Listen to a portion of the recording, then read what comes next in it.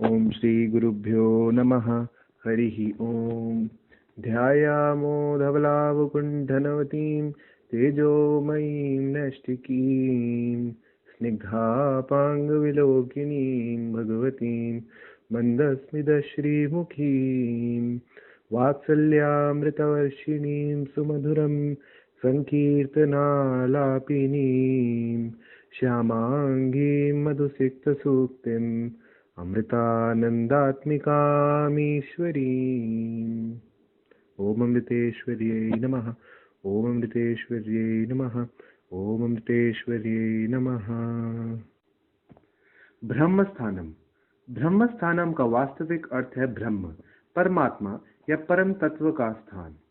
सत्य तो यह है कि सृष्टि का कण कण उस सर्वत्र विद्यमान परमात्मन का निवास स्थान है, अथवा सभी नाम और रूप उसी शक्ति के अधीन है।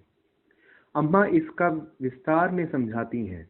बच्चों, यदि आप बहुत से विभिन्न वस्तुओं को अग्नि में समर्पित करते हो, तो क्या वह उसी एक ही तत्व में बदल नहीं जाएंगी जिसे भस्म कहते हैं? इसी प्रकार सच्चे ज्ञान की अग्नि में सभी विविधताएं एकता को प्रकट करते हुए एकाकार हो जाती हैं। संसार के विविध रूपों में एकता को देखना चाहिए। सभी में विद्यमान शक्ति एक ही है।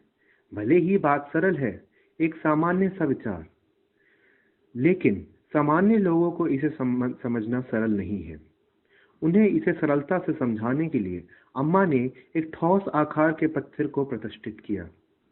उस 4 दिशा वाले पत्थर के चारों ओर मूर्तियां उकेरी गईं। भले ही इन देवों के रूप भिन्न भिन्न हैं, किंतु निश्चित रूप से वह एक ही शक्ति के विभिन्न रूप हैं और हमें एक में अनेक और अनेक में एक देखने की प्रेरणा देते हैं। शिव का प्रतिरूप ब्रह्म के उस रूप का उजागर करता है जहां वह लोगों के प्रारब्ध और अपवित्रताओं को उजागर करता है, जहां वह जनता जनार्दन के लिए एक पवित्र छलनी का काम करते हैं। पौराणिक कथा के अनुसार यह शिव ही है जिन्होंने दूसरों के भलाई के लिए विषपान कर लिया और उन पर इसका कुछ भी दुष्प्रभाव नहीं होने दिया। संकल्प का दूसरा प्रकार गणपति का है। ऐसे देव जो दूसरों के विघ्नों का निवारण कर इसे अपनी आध्यात्मिक मार्ग पर प्रेरित करते हैं। नाग देवता मुर्गा सुब्रमण्यम स्वामी का प्रतीक है। नाग जो कुंडलिनी शक्ति अथवा मूलाधार शक्ति का प्रतीक है, जो जातक के मूलाधार में प्रस्तुत है। उसके इस रूप का आशय है कि जब कुंडलिनी जागृत होती है तो वह रीढ़ की हड्डी से ही सर्प के स्वरूप में ऊपर उठती है और शिव तत्व में मिल जाती है। इस प्रकार यह जीवात्मा के परमात्मा से मिलन का प्रतीक है। अग्रयाग की मूर्ति शिव शक्ति का मूर्ति रूप परमात्मा और जीवात्मा के एकाकार का प्रतीक है। निश्चय ही यह ज्ञान तभी आता है जब मनुष्य भौतिक सीमाओं से ऊपर उठकर कुछ सोचता है, किंतु इसमें से अधिकांश इसी में फंसे रहते हैं, अतः जीवन पर्यंत दुख भोगते हैं। इसके अतिरिक्त हमारे जन्म समय के नक्षत्रों के कुछ कुप्रभावों के कारण सभी व्यक्तियों को उनके फल भुगतने पड़ते हैं। ज्योतिष शास्त्र के अनुसार सभी को अपने पूर्व जन्म के किए हुए दुष्कर्मों का फल भुगतना पड़ता है। अम्मा करोड़ से भी अधिक ऐसे लोगों से मिल चुकी हैं जो ऐसे दुष्कर्मों से गुजर रहे हैं। अमीर हो अथवा गरीब, सभी के पास अपने दुख भरी कहानियां हैं।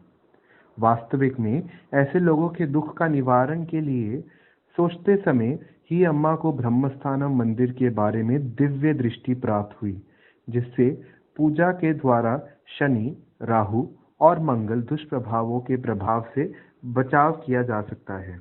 यद्यपि ये हमारे कर्म का ही फल है जो हमें भोगना पड़ता है।